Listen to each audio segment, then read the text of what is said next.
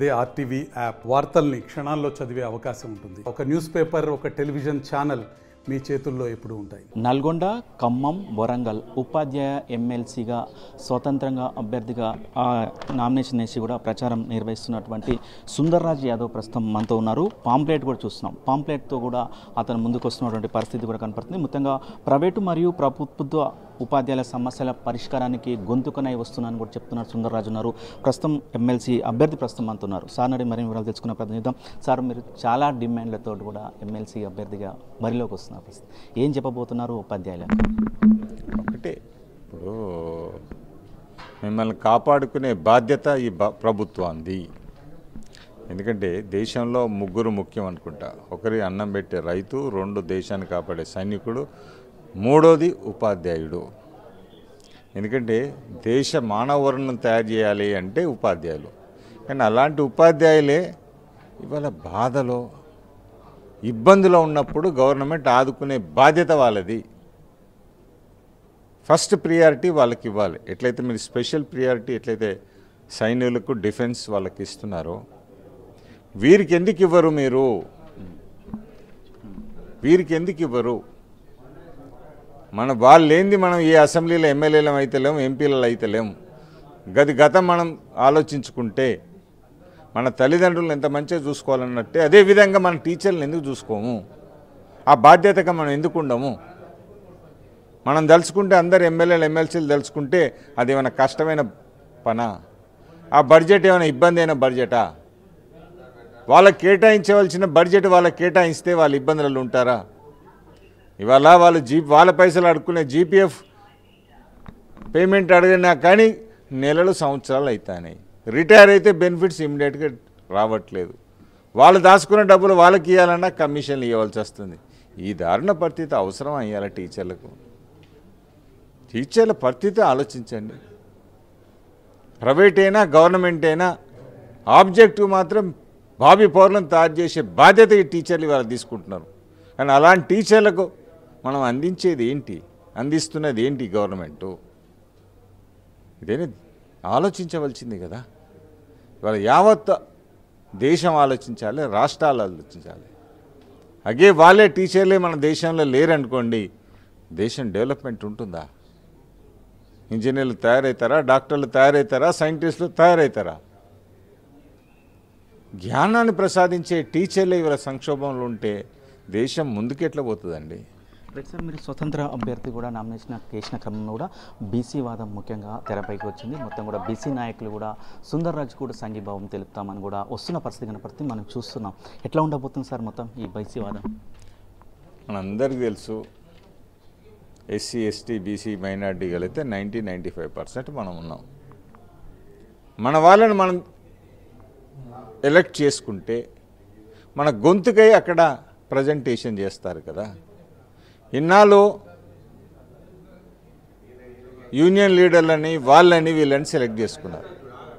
మరి మన ఇష్యూస్ ఎందుకు సాల్వ్ కాలేదు? మీరు మంచివాళ్ళు, జ్ఞానులు, నాయకత్వం వహించి మా సమస్యలకన్నీ తెరబడితేనే కదా మిమ్మల్ని ఎన్నుకున్నది. ఇప్పుడు కడుపు నొప్పి ఉన్నని బాధ వేరుతుంటుంది, కడుపు నిండినోని బాధ వేరుతుంటుంది. ఇవాళ ఆకలి బాధ మన బీసీలు, ఎస్సీ ఎస్టీలు తమ్ముళ్ళది, చెల్లెలది. కానీ మనం ఏం చేస్తున్నాం? ఎవరినో ఎన్నుకుంటున్నాం. వాళ్ళకి ఇబ్బందులు ఏం లేవు కదా. లాస్ట్కి ఏం అనిపిస్తుంది అంటే, దున్నపోతు గడ్డేసి బర్రెకి పాలు పిండుతాయా? బర్రె గడ్డేసి బర్రెతో పాలు పిండుతాయి. కానీ ఎవరికి వేయాలో వారికి ఓటేస్తే వాళ్ళ బాధ తెలిసిన వాడుగా, వ్యక్తిగా మనం ముందు పోయడానికి ఉంటుంది కదా. అది 3 సామెత కానీ చెప్పవలసి వచ్చింది కాబట్టి చెప్పినా, కానీ అది క్లారిటీగా మనం అర్థం చేసుకోవాల్సిందంటే మన వాళ్ళకి మనం వేసుకుంటే.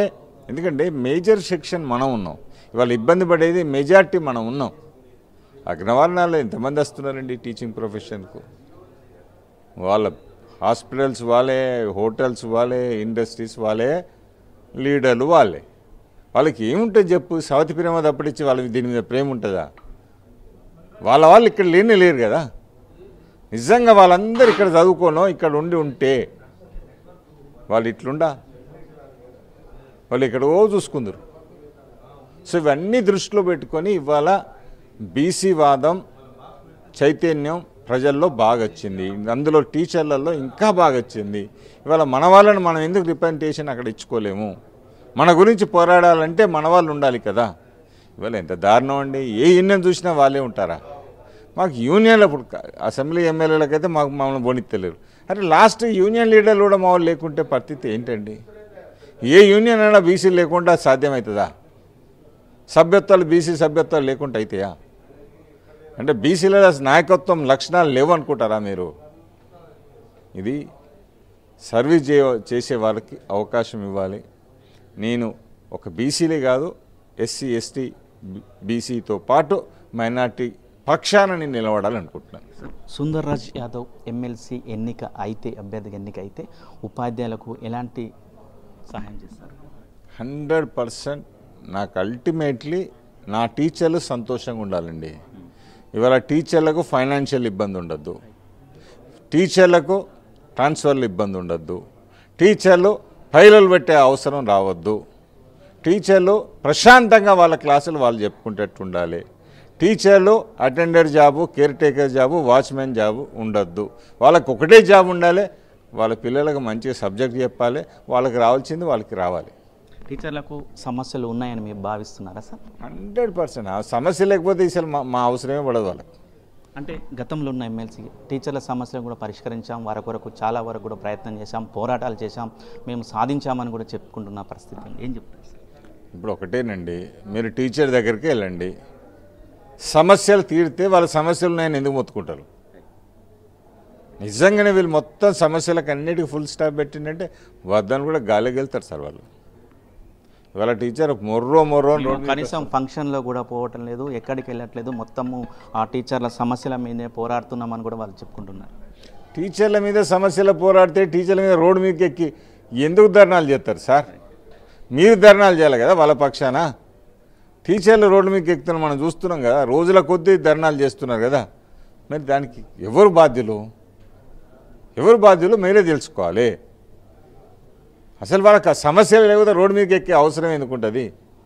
ఇవాళ మీరు చెప్పండి, రిటైర్ అయిన తెల్లారే వాళ్ళకి రావాల్సిన బెనిఫిట్స్ వస్తున్నాయా? జీపీఎఫ్కి సంబంధించిన డబ్బులు కావాలనుకుంటే ఇమీడియట్గా రిలీజ్ అవుతున్నాయా? మీరే చెప్పండి. ఇంకా వేరే డీప్గా పోతే చాలా ఉన్నాయి వాళ్ళకి వచ్చేటి. ఇవైతే వాళ్ళే కదా, వాళ్ళకి రావాల్సినవి మీరు ఇమ్మీడియట్గా ఇప్పించగలుగుతున్నారా? మీరు ఏనాడైనా సీఎం గారిని దానికి సంబంధించిన అధికారులను నిలదీసిల్లా దీని పట్ల? అరే బడ్జెట్ అంటే మా టీచర్ ఎక్కడికి వచ్చి బడ్జెట్ ప్రాబ్లం అండి. ఇవాళ కోట్లు పెట్టి ఇరిగేషన్ ప్రాజెక్ట్ కొడతారు, కాంట్రాక్టర్ కానీ ఆపుతారా మీరు? అది 1000 కోట్లు, 1500 చేస్తారు, 1500 2000 కోట్లు, ఎవడబ్బా సమ్మానం చేస్తున్నారు? ఈ టీచర్ల కాడికి వచ్చేవరకు అన్ని కష్టాలు వస్తాయి, అన్ని నష్టాలు వస్తాయి, అన్ని ఇబ్బందులు నీటికి వస్తాయి. మీరు చూసారా? మినిమం ఏమైనా ఇన్ఫ్రాస్ట్రక్చర్ ఏమైనా ఇవ్వగలుగుతున్నారా మీరు స్కూల్స్లలో? ప్రత్యర్థులు ధనబలం అంగబలంతో కూడా వస్తున్న పరిస్థితి, వారిని ఢీకొనే శక్తి సుందర్రాజ్ యాదవ్కు ఉండబోతుందా? నాకున్నదల్లా మంచితనం, పోరాడే శక్తి. నాకు డబ్బులు లేకపోవచ్చు, తెలంగాణ ఉద్యమాన్ని గురించి పోరాడినా, ఇవాళ మా అధ్యాపకుల గురించి, మా ఉపాధ్యాయుల గురించి పోరాడడానికి ముందడికి వస్తున్నా.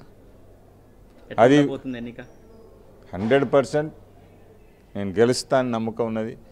ప్రజలు నన్ను ఆశీర్వదిస్తారు. మా ఓటర్లందరూ జ్ఞానులు, విఘ్నులు, చదువుకున్న వాళ్ళు కాబట్టికే సరైన నిర్ణయం తీసుకుంటారని నమ్మకం ఉంది. చివరిసారిగా 3 జిల్లాల ఏం చెప్పబోతున్నారు సార్ ఉపాధ్యాయులు?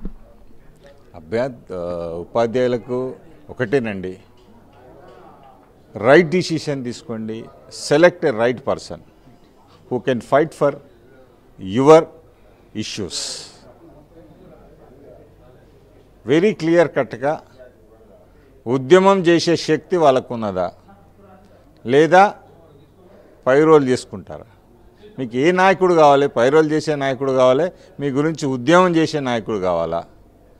సమస్యలకు తెరదించే నాయకుడు కావాలా? సమస్యలు సృష్టించే నాయకుడు కావాలా? ఆలోచించుకోండి, సరి అయిన నిర్ణయించుకోండి. మన వాళ్ళని సెలెక్ట్ చేసుకుంటే, మన బాధలు తెలిసిన వాళ్ళని సెలెక్ట్ చేసుకుంటే బరాబర్గా మీ గురించి పోరాడతారు. మన బాధలు తెలియని వాడికి చేస్తే ఎట్లయినా సవతి ప్రేమే ఉంటుంది మన మీద. మన ఇబ్బందులు ఎందుకు తెలుస్తాయి చెప్పండి. మన కష్టాలు తెలిసిన వాడు, మన సమాజంలోకి వెళ్ళి వచ్చిన వాడైతే ఆ గొంతుగా వేరుంటుంది కదా. అది అన్నీ ఆలోచించి ఉపాధ్యాయులు సరి అయిన నిర్ణయం తీసుకోవాల్సిందిగా నేను కోరుచున్నాను. రైట్. మొత్తం కూడా ఇది ఎమ్మెల్సీ అభ్యర్థి సుందర్రాజ్ గారు చెప్పిన పరిస్థితి కనపడుతుంది. మొత్తం కూడా ఎవరైతే ఎన్నికైన తర్వాత కూడా నేను ఉపాధ్యాయుల పక్షానే ఉంటాను అని కూడా చెప్తున్నారు. నేను ఆ పైరవీలు చేయను, ప్రజల ఏదైతే ఉపాధ్యాయుల సమస్యల పక్షానే ఉంటామో వారి సమస్యలు తీరేంత వరకు కూడా శ్రమిస్తానని కూడా వీరు చెప్తున్న పరిస్థితి కనపడుతుంది. మొత్తం కూడా ఈ ఎన్నిక మాత్రము బీసీ వాదం ఎక్కువ ఉన్న క్రమంలో కూడా ఎట్టి పరిస్థితుల్లో కూడా నేనే గెలిచే అవకాశాలు ఉన్నాయని కూడా సుందర్రాజ్ చెప్తున్న పరిస్థితి కనపడుతుంది. వీడియో జర్నలిస్ట్ కృష్ణతో అచ్యుత్, RTV, నల్గొండ. మరిన్ని వీడియోస్ కోసం ఛానల్ ని సబ్స్క్రైబ్ చేయండి. లేటెస్ట్ అప్డేట్స్ కోసం వాట్సాప్ ఛానల్ ని ఫాలో చేయండి. అండ్ లింక్ డిస్క్రిప్షన్ లో ఉంది.